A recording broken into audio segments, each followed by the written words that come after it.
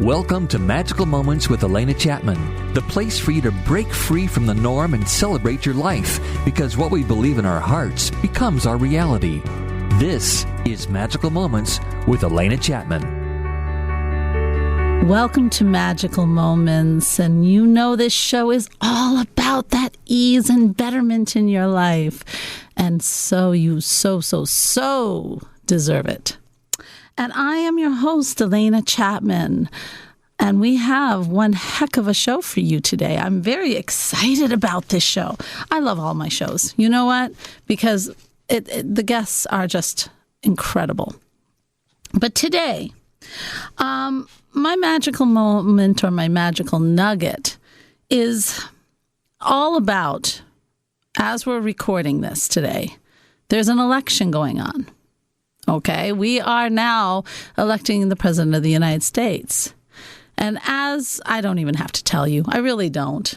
You know how much tension has been going on here and how much, it's like we're voting for a football game almost. You know, the sides are drawn and everybody is rawing and, going rah, rah, rah, or they're booing the other side. And it's just, there's so much tension between the two.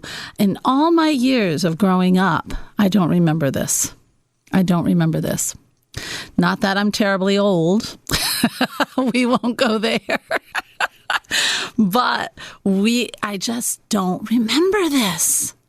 I don't remember people unfriending people on Facebook because of who they were voting for. I don't remember people not talking on the street because of who they were voting for. I don't remember the animosity and everything felt. And the deep feeling of how whoever we are voting for is going to help or hurt our country. We always felt a little bit of that, but never to this extent. So I wanted to talk about that in my magical moment, because if I didn't, I'm missing a whole big part of Americana right now. And I started thinking, I put a post out yesterday, and I started thinking about all the times in my life and when I thought I had all the answers, and also all the times in my life when all my answers were not working. The way I was doing it wasn't working, or the way I was doing it was so hard, or the way I was doing it was creating an island around me because I was not, I was just deleting people out because they didn't believe what I believed. So that's when I said, wait, there's something not right here. And you really do have to step back and you have to say, wait a minute. And with all of us always saying we have trust in something bigger than ourselves. I hear it all the time. Don't you trust that there's something bigger going? Yes, there is. And this is the time where you have to believe it. I've had times in my life when things were just so incredibly bad, where I didn't know which way to turn. And that's when I learned what it truly means to have faith. And by the way, faith is always a seeking of truth. And to surrender. Oh, gosh, that word, surrender. How do you do surrender? All right. So let's talk about surrender really quick in this little magical nugget of ours, because I think it's going to help you. And my guest today is also going to help us with this, with mindfulness during this time. But right now, surrender. What do I mean by surrender? Well, you have to trust in that higher source, whatever that is for you. And if that is true, and if you really do have that faith, even if it's that everything always does work out for the best, then you can do this. And it's really taking a deep breath. I've done my part. I've done what I can do. Surrendering it up to the universe and saying these words, folks. And the words are, I am wanting the very best for everyone involved. I am looking for the highest best for our country, the highest best for all its people, the highest best for everyone involved. So may it be. Amen. And then let it go with all the faith you can have. It's hard. Well, maybe it's not. We're tired. We're tired. But if you can do that, I have seen miracles happen. Now, here's the thing. Things might not turn out just the way you thought they should, because we are not supposed to know. We don't always know everything. Surprise, surprise. But I guarantee that it will be for the highest good. And it'll come in a miraculous way. I've seen it happen over and over and over again. But you have to surrender and you have to let it go. And if you can do that in this situation, then it doesn't matter what happens in your life. Because you can then do it any time. And let me tell you, it is a miraculous feeling. Now, I have a wonderful guest for you today. This is all a day on how to breathe. I love it. All right. I have Mr. Pandit Dasa. And he is a mindful leadership expert, author, and motivational keynote speaker. His inspirational speeches aim to create a more mindful workplace and culture that increases productivity and improves retention. Don't we all need a little retention? He encourages leadership and coworkers to appreciate and celebrate the success and contributions of others. This attitude fosters trust, enhances teamwork, and greatly impacts employees' performance. He emphasizes the importance of leading without ego, folks. That ego thing. And highlights the importance of cultivating self-awareness and personal growth and development. All right, so Pandit Dasa has spoken to many Fortune 100 and Fortune 500 companies. And listen to this. This is big. Google, NASA, Citibank, IBM, State Farm, Federal Reserve Bank of Chicago, Kellogg's, wow, Cadillac, Nationwide Insurance, Whirlpool, SAP, Bank of America, Morgan Stanley, AMC Theaters, JP Morgan Chase, the World Bank, World Government Summit. And it goes on, guys. I could go on and on and on, but we only have an hour. This is incredible. With this, I want to bring him on right now. And also, there's a little surprise, which really gives him the expertise in mindfulness. So with that, I'd like to bring in Pandit Dasa. Hello. Hi, Alena. Thank you so much for this warm welcome. Oh, I am so happy to have you on. And you are such a delightful person. This is going to be so fun. So, all right. So let's begin. I didn't mention it because I wanted it to kind of be a surprise, but you're a monk, aren't you? Well, I was a monk for 15 years, but I haven't been one for the last 6 years. And yes, you are allowed to leave the monastic life. Oh, no, that is a question that people ask. I understand why you answer that. People think once you're a monk, you're always... But, in some ways, that's true. Once you're a monk, those tools, those skills, those ways of being, they follow you into your life, correct? Yeah, my saying is once a monk, always a monk, at least to some degree, I totally understand. You can't just completely walk away from something that a lifestyle that you led for 15 years, morning, afternoon, and evening. It wasn't like I was a part-time monk. It was a full-time thing. You lived in a monastery. You slept in a monastery. Wow. You meditate every day for a couple of hours. So it's not something you walk away from after that much time, And this was a Tibetan Buddhist monk, correct? Am I correct? Actually, no. It was more from the Hindu tradition. Okay. Yeah. Okay. I just assumed I should never do that. That's wonderful. 100% of the time, people assume that, like literally 100% of the time, because I think, what's happened is I think the Buddhist monks have become more acclimated into Hollywood movies. Yes, they have. They the have. Dalai Lama.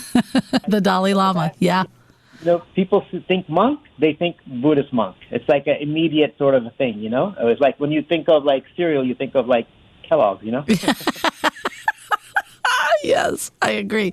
All right, so for our listeners, could you put a little bit of a definition between the Hindu monk and a Buddhist, the differences, and even a couple similarities? That would be nice too. Sure. I mean, I think there's quite a few. I think we'd have to get more into sort of like the philosophy or theology behind it in terms of the difference. In terms of the lifestyle, they can be very similar, right? The similarities are that they're both in the renounced sort of order of life. That means they're living in a communal monastic setting, spending a lot of time meditating, usually, not having families generally. Mm-hmm. Their life is not, they don't have much money, probably don't have any money. They depend upon the monastery for their maintenance, and they spend their time kind of like studying, meditating, and serving the community around them. So those are the sort of the similarities. It's a simple lifestyle based on service and meditation and, self-reflection and awareness. The differences can be more philosophical in that, from my understanding, and I don't want to speak for all of Buddhism because then there may be some people like, hey, wait, that's not what I believe. Right, I understand. But my understanding is that, within the Hindu tradition, it's more theistic.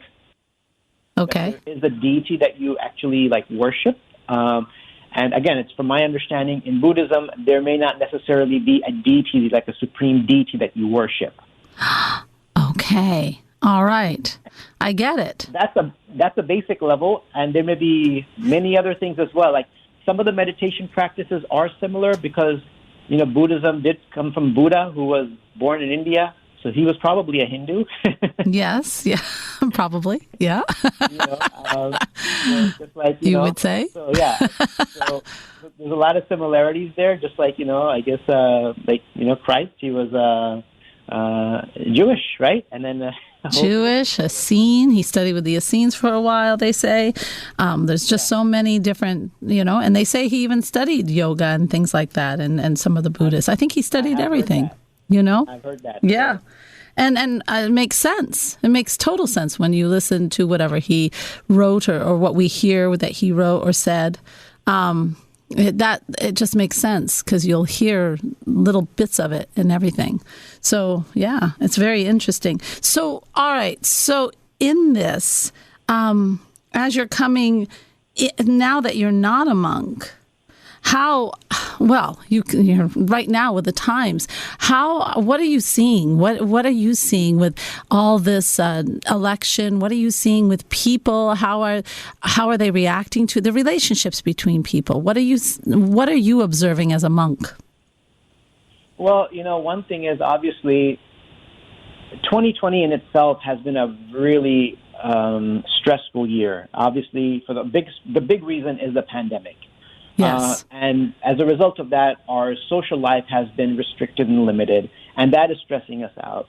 The other thing that's stressing us out because of that is now we're stuck at home, working from home, and that's sort of the topic I address mostly when I speak in corporations right now, is how to handle that work-life balance while you're trying to work from home and you've got your whole family at home, and now you love your family, but not 24/7, 7 days a week, always with you, I think we are not used to having that, No, that's a little too much love for anybody to handle. It is. Or even for those who are home and they have no one. And they're maybe very outgoing, or they're used to the workplace for their whole feeding their soul, and now they're stuck at home and they're alone. That's another hard one. I think that's even harder in some ways. That is, you're right. That's a great point. There's a lot of folks that are extroverted like myself, and right now it's just not that many friends around. So that is a great point. So I think the work from home and not being able to socialize has added so much stress to our life. And on top of all of this uncertainty and anxiety, Now we have the elections that come up. So, like, if the pandemic hadn't done enough for our stress, depression, anxiety, like, we have, like, the biggest circus has come to town. Yeah. The circus of the century has basically come to town. And that's causing so much anxiety and stress. And obviously, it's affecting relationships. It's causing people to disagree with family members or friends or colleagues or whatever it may be, as politics can have that sort of a divisive sort of mood to it. And especially nowadays, I think it's even more so. Even now, yes. Very much blame. So. And I think that, while all this is happening, our stress levels are really, really increasing. Uncertainty, anxiety, all of this is increasing. And I think that, the way I'm sort of looking at it and what I'm kind of encouraging folks to do is just to keep one thing in mind, that, we have to realize and recognize that we are all different. That means we're going to think differently. We're going to behave differently. Yes. And we are all neighbors because we are all stuck on this tiny little bloop bubble of a planet, which is one speck of dust, which is basically as big as a grain of sand in the bigger scheme of the universe. I know, isn't that amazing? We're all living on this one grain of sand together. Mm-hmm. So we have two choices. Either we can judge each other and fight with each other and argue with each other, which is what we've been doing. So, Pandit, with being a monk, you have a really good grasp on the understanding of the mind. Am I correct? I would like to think that I do have a decent grasp on the mind. Of course, the mind is one of those things, like a wild monkey, that I don't think anybody has a full grasp on. I do understand that. Well, can you shine some light of what you do understand about the mind? Well, one thing that I've really kind of learned about the mind is that it functions a lot like a smart device. We all have a few of these. And the thing is with our smart devices that when we have too many apps open on them, it slows down the smart device and it drains the battery. And, and the question I like to ask, and I like to let people think about this question is, how many apps do you think are open in your mind right now? Right? That's a good question. I'm pondering that. Now, right now, I'm very focused. I'm on you. I want to hear you. I'm listening intently. But let's go back in time. Let's just a little bit.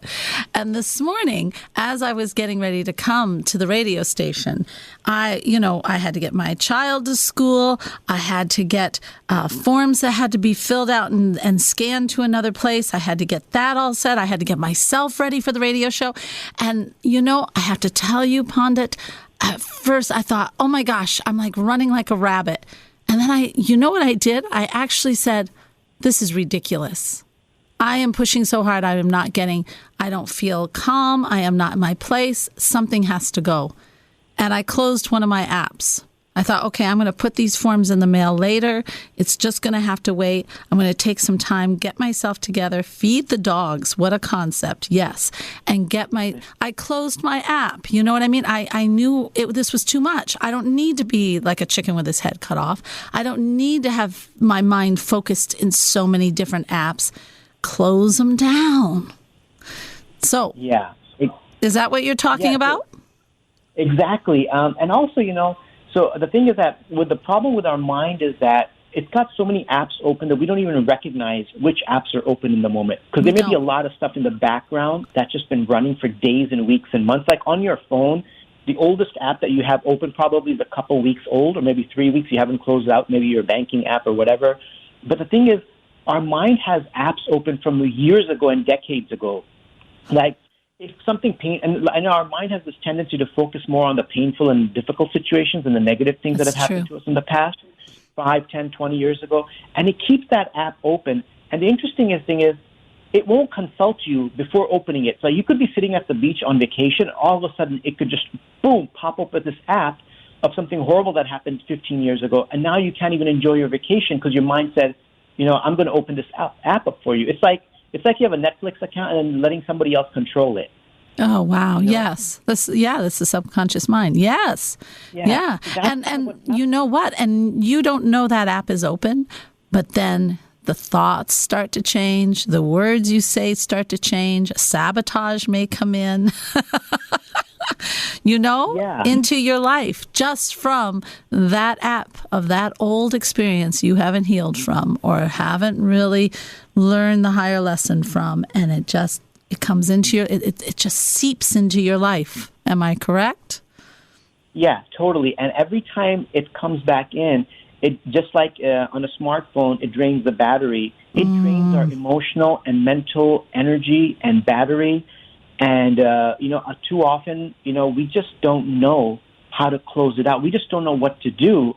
But the thing is that, with like the practice of mindfulness, it is possible to learn to deal with these apps in our mind, because if we don't, they're going to just like what happens is, like if something stressful happened, let's say a month ago, now the thing is that, and that was all, caused us some stress and anxiety, but how many times have we replayed that in our mind and increased, doubled, tripled, quadrupled the stress? Yeah.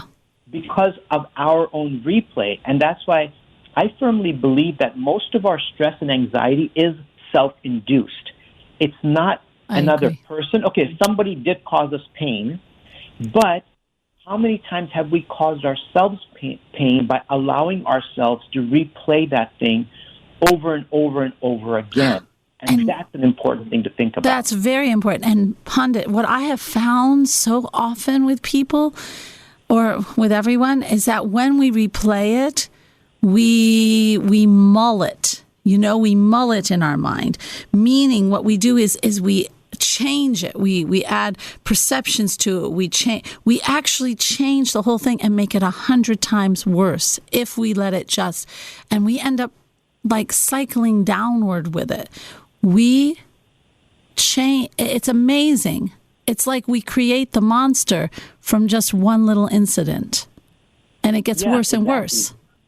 Exactly. We add new dialogue during the replay. Yes. And it's usually much worse. And it's interesting, like, how did we get to this point is a question to ask. So, like, how did we let our mind get so out of control? Well, another way to look at the mind, I feel, is imagine like a new puppy, right? It's cute and it's nice, but let's say you didn't give it a minute of training. By the time that puppy is fully grown, it's going to be chaotic. It could even be dangerous. Yeah. Because we haven't trained it. So, I've heard from from some of the texts that I used to read that the mind can become one's best friend or one's worst enemy. Oh, yes. Yeah, I like that quote. That's a good one. True. And unfortunately, I think for many of us, we've allowed our mind because we haven't trained it. And nobody's taught us. Nobody's talked to us about the concept of training the mind. So we just let it do its thing, and it's just getting bigger and bigger and bigger and more out of control. And, that's a problem because the mind we have now is the mind same mind is just going to keep getting worse unless we do something to tame it and to train it. How much do you think at this present time in history that we have just let our minds get to the very worst of things? We just have. Do you feel like right now we have a lot of minds going amok? I definitely think so. And, obviously there are many positive things also to technology and social media, for sure, allowing us to stay in touch with each other and being informed. But I think our mind is getting overdosed. It's getting flooded beyond its ability to handle the data and information that it's receiving. It's just not ready to handle that much data. We're looking at dozens of people's profiles each day, comparing ourselves to our friends or colleagues, getting, we feel happy when we see maybe someone else not doing so well, and then we get sad when we see someone else having a really good time. Oh, that's sad. It's backwards. And so exactly. It's backwards. And so I think that because of where technology has taken us, I think it's revving our mind up. It's like when you step on the gas in your car and the meter goes to red. Yeah. I feel like that's what we're doing to our mind is we're revving it up into the red zone. And keeping it there. It's not healthy for us. No. It's not healthy for us and for our mind. Well, no, because it feeds the mind monsters. We take that and we're I once knew a person who had a very high anxiety, and because they suffered with this high anxiety all the time, they just wouldn't allow themselves to let it go at all or even learn how to control it. They ended up with adrenal fatigue, which means that the adrenal gland will misfire at any given moment, like when you're sleeping or when you're meditating. It just misfires, which then releases all the chemicals of fight or flight into your system at any time, and your heart will start racing really, really fast because it's misfiring. Now, I feel like with us, we kind of are letting our minds just get these monsters, and we're feeding it and feeding it and feeding it with social media, and we're feeding it with more news and more everything just to feed the thoughts that we have inside already. And that monster just gets bigger and bigger and bigger and more out of control. Am I correct?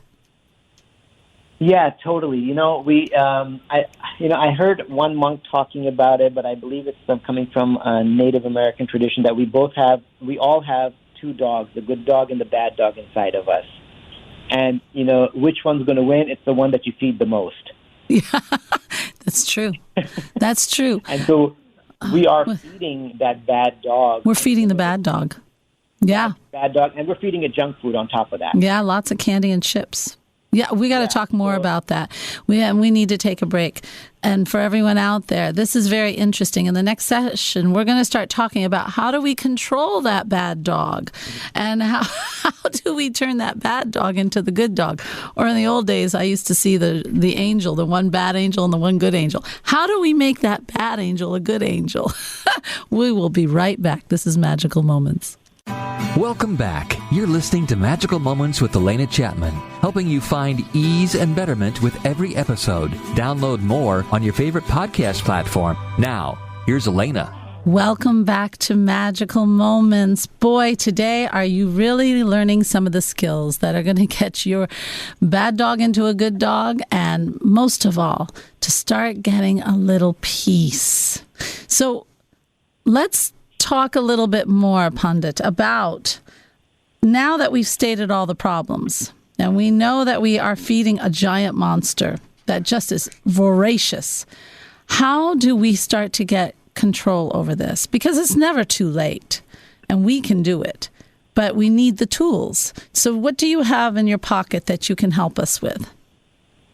Well, I think that, first of all, I like the point you made that it's never too late, right? It's never too late to train our mind. And I think first of all, it is just, there's many things that are coming to mind of what we can do. First thing is having some kind of awareness. So that means when we catch ourselves thinking of something negative or worrying about the future, which we can't control. Yes. I heard another monk say something that if you can't control a situation, if you can control it, then why worry? Right. And if you can't control a situation, then why worry? So there's no third option, by the way. If you can control it, okay, cool. You got it under control. If you can't control it, oh well. Yeah. Just sit back and enjoy the ride. One thing is become aware. First of all, is aware that, this thought is starting. As soon as you catch it, before it goes too far in, press the pause button. Like it's a horror movie, like, oh my God, I don't want to watch it. Pause, So recognize, then pause it. I like right that. There. Now, the thing is, your mind is going to want to keep it going because it likes to go into that space, right? It likes to remember that negativity. Feels comfortable. But just say no, no, no. Just kind of like a dog in your training. No, no, no, we're not going to go there because it won't listen right away. It's a pretty interesting process. So you really have to stop it. Fully put the brakes on, and then just take a deep breath and just let it go. And then take a moment to think of something positive that's happening in your life. Yes. And it doesn't have to be related to that problem at all. I was telling my son that. Instead, just think something you like, period. Exactly. So it's become aware, so it's awareness, then pausing it, right? Then letting it go, closing that app, releasing it, and then positivity. I love the app idea. Positive. I love that because I love closing my apps actually on my phone. So that's a wonderful, wonderful way to think of your thoughts. I like that. That's very much like Vernon Howard way back. I don't even know if you know who he is. He was a philosopher and a self-improvement way in the 60s and 70s. I think he died in the 90s. He was in the California area, and he had a practice of, he called it self-observation, and he did the same thing, and he did it with judgment when you're walking down the street, or just thoughts that you don't want to think, and you press the button and you think to yourself, do I really want to think that right now? And then change your thought. It's the same kind of principle. I love it. I love seeing that there are so many similarities, that people are all trying to solve this problem with so many different things. So that is a wonderful way. And what if people are on, okay, so let's deal with what's going on right now. You have people out there who are extremely into they are right. You know what I mean? I don't think there's anything worse, honest to God, than that I am right, and it doesn't matter what I do. It's the result that matters, and I want to win, and I want my side to win, and we're getting things are happening that have never happened before and shouldn't be allowed, but it's all in that name of being right. And is it causing stress? Of course it is, but it's also feeding a worse animal than worry. It's feeding a fire inside, because that right thing gives you purpose, it gives you passion, it gives you, how do you calm that down? Or do you even want to? Do we even want to touch that animal? Well, I think that one way, a huge part of mindfulness practice is learning to not be overly affected by the behavior and speech and actions of others. I love this. Yes. And so that's much, much, much easier said than done. However, the thing is that when we let others influence our behavior, so if someone is aggressive, it's my way or the highway, and then we react to them in an equally aggressive manner, basically we've given them the remote control to our emotions. Yes. We need to take that back. Say, okay, you're choosing to act like that. I'm not giving into that. And again, it's hard when someone might be in your face. That's almost like, it's almost impossible. But, that's a very advanced level of, monkhood. I don't even think I'm at that level. But yeah. But really, at least it's a reminder to ourselves, I'm not going to engage with that because it's not going to lead to anything good. Nothing good is going to come out of that. It's only fueling the fire. It's only going to breed more aggression and anger and frustration. Yes. I'm not going to engage with that. It's only going to cloud my intelligence. That kind of energy clouds the intelligence, and then clouds our ability to make rational decisions. And then we'll end up doing something irrational, and that energy will grow and affect the people around us, and then before you know it, everyone's yelling and screaming. So ideally, if we can, think about what you want to do, who you want to vote for, do your duty, but without engaging in all the argumentation. It's okay to have healthy debates. It's okay to talk about it. As long as you don't think it's going to turn into a fist fight at the end of it, Right. And a healthy debate, we don't see those on TV. A healthy debate is, because I love to debate, but it's not when you are feeding a fire inside you. It's not when it's more of a sharing of ideas that with someone who might feel a little bit differently, but there's nothing, there's not that I am right in it. And that can be a very dangerous game to play. But when you're dealing with someone who feels that way, I really do feel that it's good for you to just step back and breathe and say, wait, is this something I really want to enter into? Is there any, like you said, is there any good in this? Am I really going to change this person's mind? Or can I just do what I can do? And then let it go. I did it. It's done. I can't do any more. Let it go. Arguing's not going to help. I mean, it's that incredible awareness and being able to step back and really physically step back. Just step back from it and allow yourself to say, this is not what I need right now. And I think, but that is hard for a lot of people. And is there a breathing exercise that they can add to this? Because they've got to get back into reality or their own present moment. What kind of breathing could they do to get them back into that present moment, that calm, that I'm centered, I can handle this? Yeah, I mean, there's a variety of breathing exercises, and I think that also just like if you feel like you might be going into like a family dinner where there's going to be some relative who's just going to be overly vocal. Yes. Right? Let's say you're going into that setting, or maybe a colleague is like that.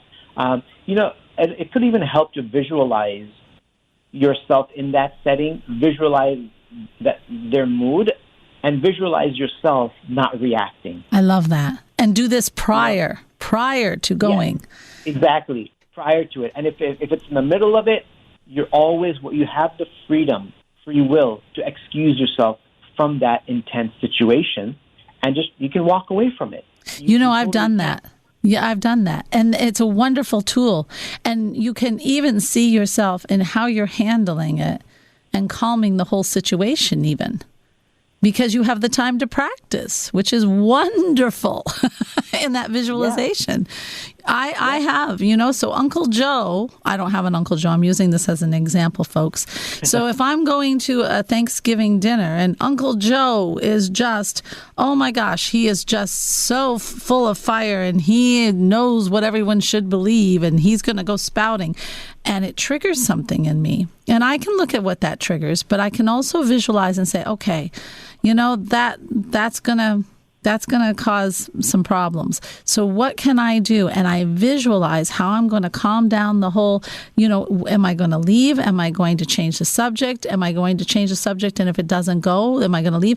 You have the power to visualize what you're going to do so that when it really happens, you're not left high and dry with just reacting, right? Yeah, exactly. That's one thing that we always have that power, and we just can't forget that, that we don't want to get sucked into other people's moods and, energy. I think so. I think that's what it is. It is taking yourself out from being the victim, out from being the person who has to react. It's really saying, wait a minute. This is not my battle. This is not what I need to do today. I just want to step back from this. And I want to have some control in this situation for me. I can't control Uncle Joe, but I can totally control how I want to respond to this situation and how do I want to feel in this situation. Yeah, exactly. And if it's like a healthy discussion, then we want to make sure that we're able to listen. Yes. Without formulating a response as we're listening. So we want to listen to understand and not listen to respond. Because when we're already formulating a response, we stop listening. Our brain can't do two things at once like that.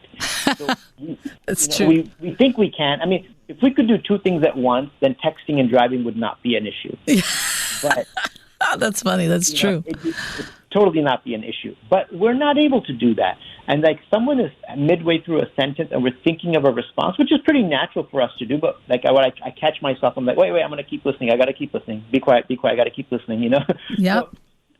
So, listening to understand as opposed to listening to respond. If a person is having a calm discussion, then you can hear what they're saying, where they're coming from. You're like, okay, I see why you feel this way. Great. This is how I feel. Great. Yeah. And we can still be friends. And it really does help. I always say it's listening with your heart instead of with your critical mind. And it is very much, if you just open up for understanding, that's your heart, guys. That's your heart. And you do. I actually learned this, Pandit, when I was in high school, and my dad would say, "Why do you always have an answer when I..." And I said, "Well, because there's always a reason." And he would just breathe and walk out of the room. But it did make me think, maybe I need to listen more. And it did open me up to listening more with my heart and understanding, and not jumping in with my best thought of the day.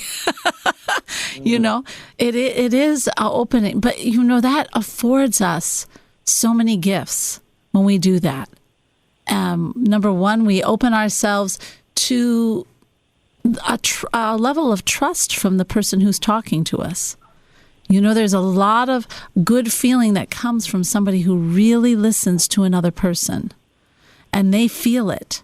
So you get that wonderful gift. You also get the wonderful gift that your blood pressure doesn't go up, and that you actually get a higher understanding of what was said. When you put these practices, this mindfulness and other practices, some of the practices I've been doing with the breathing, the little short meditations you can run into the bathroom and do when you're stressed, this stuff really helps you to have, it raises you to a different level in your life. And it's a nice level. Yeah. Totally. Yeah, it's a level of feeling like you are in control, and of yourself, and that you're breathing. My gosh, your abdominal muscles actually are open most of the time instead of tense and tight. Your shoulders are relaxed and back, and your mind has clarity. I mean, Pandit, when we're talking about some of these, I know you want to do, I would love for you, they've heard my meditation. Do you have a meditation for them when they're just filled with these, that bad dog seems to be acting up? So how do we get a meditation that just gets us back to that core that we want to be in? Yeah, I definitely have some meditation. I mean, what kind of monk would I be if I didn't, right? Isn't that the truth? I love it. Would you do it? Yeah, I would love it. I think right now, that would be an excellent thing to do. It'll be a short one, but my gosh, let's do it. Like a minute or two? Like a minute, yeah. Like a minute. Okay. So first thing, we can just sit comfortably, close our eyes, and first of all, just feel the weight of our feet pushing down into the floor, and keep all of our focus there, just for a moment, to bring the mind to one point. And now let's go ahead and take 5 deep breaths, and I want each inhalation to be such that it fills up the lungs completely, and straightening the back as we inhale. So lungs are filling up completely, much deeper than the kind of breathing we generally do. Probably we're taking in 10 times as much oxygen. And when we exhale, I want us to exhale thoroughly and completely, emptying out the lungs. So 4 more to go. Deep breath in, fill up the lungs completely, expanding them. You probably can take in a little bit more breath because the lungs have had a chance to expand. And as you exhale, thoroughly and completely empty out your lungs. This is doing a few things. It's releasing stress and tension from the body. Continue to breathing. It's releasing tension and anxiety from the mind. And the third very important thing this is doing, it's also strengthening the capacity of our lungs, because we know that COVID is a respiratory illness. And if our lungs are strong, we have a better chance of fighting it in case we do, get it somehow or other. So continue to take the deep breathing. Now I want you to do the last couple of breaths just through your nasal passages. Cool breath goes in, fills up your lungs completely. And when you exhale, become aware of the breath is warmer than the inhalation. So the exhalation is warm, inhalation's cool. 1 more deep breath in, and exhale slowly, feeling the warm breath leaving your body through the nose. This is a good practice we can do before we start our work day, before a meeting, once the day is over, before going to sleep. And now you can slowly open your eyes. And this is a short beginner meditation that we can do throughout the day. Like we have 3 meals a day. Why not do this 3 times a day for a minute or 2 each? How wonderful. And then when you move forward, you have more peace. It also gives you a status quo to aim for. So when something comes into your life that disturbs or someone is in your face or something, you'll say, wait a minute, this is not where I want to be. And it helps to know. It helps to know where you do want to be. You know what I mean? It takes away the unknown. It gives you a goal, and you can get back there so easily. This is wonderful. How can people learn more about you if they want to reach out? Well, I think there's 2 ways that people can find me easily. I'm very active on LinkedIn, so just look me up, Pandit, Pandit, Dasa, Pandit Dasa, and motivational speaker. And my recent book, which is called Closing the Apps, which we talked a lot about, yes. the mind. Yes. So it's a new book called Closing the Apps, How to Be Mindful at Work and at Home. And in it, I talk a lot about the things that we talked about today, what the mind is, how to communicate better with our colleagues, with our family members, how to appreciate one another. And there's a website for that. It's called closingtheapps.com. Yes. Okay. And that'll take you right to my website where the book is. So the website also has the different speeches I give and other motivational videos that I've posted on there. So closingtheapps.com is a good way to find the book. My previous book, which I talked about being a monk, that one's also listed on there, and everything else that, you want to find wonderful. out about. And do you have any last things you'd like to say as people await these results of this very long election that we've had? I feel like this election has been going on forever. Yeah. Personally. I think what I'd like to close with is something that you started with, like knowing that you've done your part and now just let it go. You've done your responsibility. Focus on the journey, the process. The end result is not in our control. You've done your part, and now just accept. The sooner we accept the result, the more peaceful we'll be. Yes. Yes, I love that. Yes, surrender. And thank you. Surrender, that wonderful word, surrender. I love that word.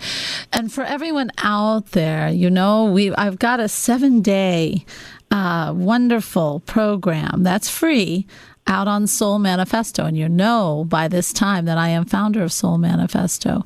And so with that 7-day, it's how to reclaim your inner peace.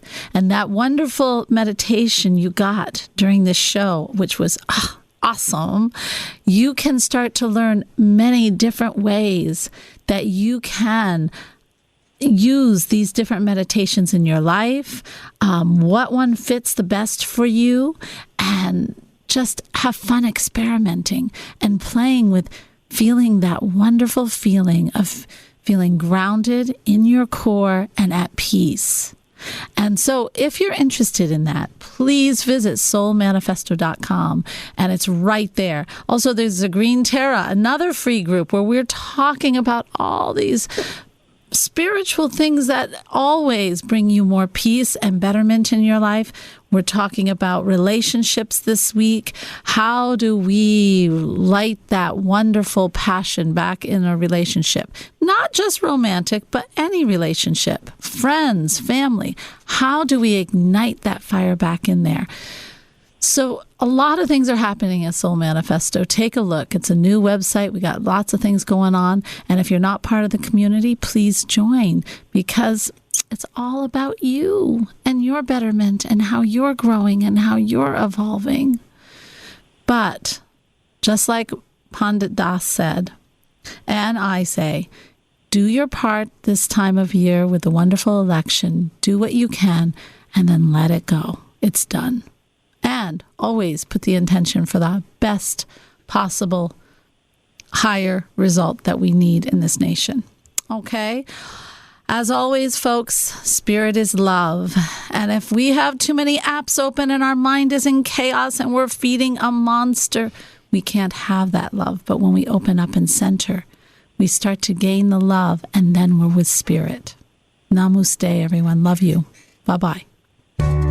This has been Magical Moments with Alena, featuring Alena Chapman. If you missed an episode, download it now on iTunes, Spotify, TuneIn, CastBox, Deezer, Stitcher, Google Podcasts, or your favorite podcast platform. Learn more online at soulmanifesto.com.